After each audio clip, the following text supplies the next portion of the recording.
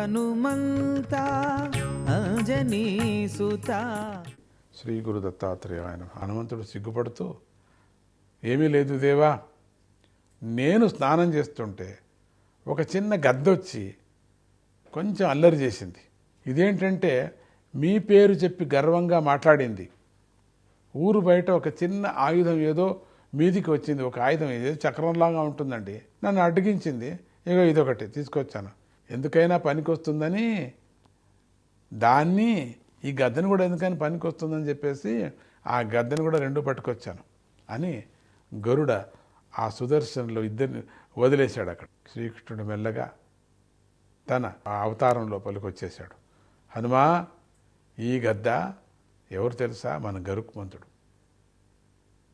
ఈ పళ్ళెం లాంటి ఆయుధం ఉందే, ఇదే చుట్టూ పళ్ళలాగా ఉన్నది చూడండి ముందు కదా, ఇదే రంపం లాగా, అది సుదర్శనుడయ్యా. అది వీళ్ళిద్దరికీ తగిన పాఠం నేర్పావయ్యా నువ్వు, సంకలో పెట్టుకొని వచ్చేసి. సంతోషం. అప్పుడు హనుమంతుడు రాధాకృష్ణులకు ప్రదక్షిణ నమస్కారాలు చేసి బయలుదేరాడు. ఈ విధంగా ఈ కథ ప్రకారం శ్రీకృష్ణుడు గరుడ సుదర్శనులకు అష్టమహిషులకు ఒకేసారి గర్వభంగం అయ్యేటట్లు కూడా చేశాడు. ఇక కలియుగ జనరక్ష విచారంగా వెళదాం. శ్రీకృష్ణ నిర్యాణంతో కలియుగం ప్రారంభమైంది. అప్పటితో మానవుల స్వరూప స్వభావాలు, శక్తియుక్తులు, భక్తి శ్రద్ధలు మొదలైనటి వాటిలో ఊహకందనంత అధోగతి ప్రారంభమైపోయింది. కలియుగంలో మనం కూడా చూస్తున్నాం కదా. నిత్యావతార స్వరూపుడైనటువంటి ఆంజనేయ స్వామికి అది పరీక్షా సమయంగా మారింది. ఎట్లా రాయి దీన్ని ఎంత సరిచేయటమని. అప్పటి నుంచి ఆంజనేయుడు తన తేజస్సును తగ్గించుకొని, అంశాలు పెంచుకొని, గ్రామ గ్రామంలోనూ విగ్రహ రూపంలో నివాసం చేయటం మొదలుపెట్టాడు. భక్తులను ప్రేరేపించి వారి ద్వారా ఆలయాలను కట్టించుకున్నాడు. అనేక దేవతామూర్తులతో సంబంధాలు పెట్టుకొని ఆయా క్షేత్రాలకు తాను క్షేత్రపాలకుడిగా కూడా నిలిచాడు. ఉత్తమ భక్త కవులు దొరికినప్పుడు దగ్గర నుండి వాళ్ళ చేత ఉత్తమ రచనలు కూడా చేయించుకున్నాడు.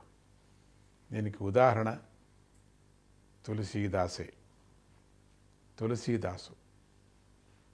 తులసీదాసు క్రీస్తు శకం 1497లో జన్మించాడు. అంటే 1497లో జన్మించాడు. భారతదేశంలో ముస్లిం సామ్రాజ్యం మంచి ఆర్భాటంగా ఉన్నటువంటి రోజులప్పుడు అతడు పసివాడుగా ఉండగానే అతని తల్లిదండ్రి, దగ్గరి బంధువులు అందరూ కూడా మరణించారు. చదువుల్లో మాత్రం బ్రహ్మాండంగా పైకి వచ్చేశాడు. దీన్ని చూసి ఆ ఊళ్ళో ఎవరో పిల్లనిచ్చి పెళ్లి చేశారు. మంచి చదువుకున్నాడు కదా అని. తులసీదాసుకి భార్య అంటే అంతులేని మోహం ఉండేది. కానీ పూర్వపుణ్యం వల్ల ఆ భార్య అతనికి గురువై రక్త మాంసాల మీద అంత మోహం తగదని బోధించింది. ఆ బోధనతో అన్నీ కూడా తులసీదాస్ సాధువుగా మారిపోయాడు అని చెప్తారు. ఉపాసకుడు అయ్యాడు. ఆయనకు మానస సరోవరంలో కాకభుషుండుడి మహర్షి యొక్క దర్శనం కూడా అయింది.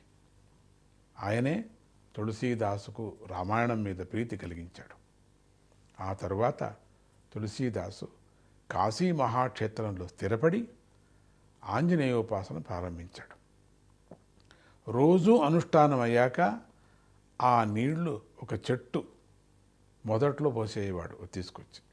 కొంతకాలానికి ఆ చెట్టు మీద నివసిస్తున్నటువంటి బ్రహ్మరాక్షసుడు పవిత్రుడై తులసీదాసు కనిపించి వరం కోరుకోమన్నాడు.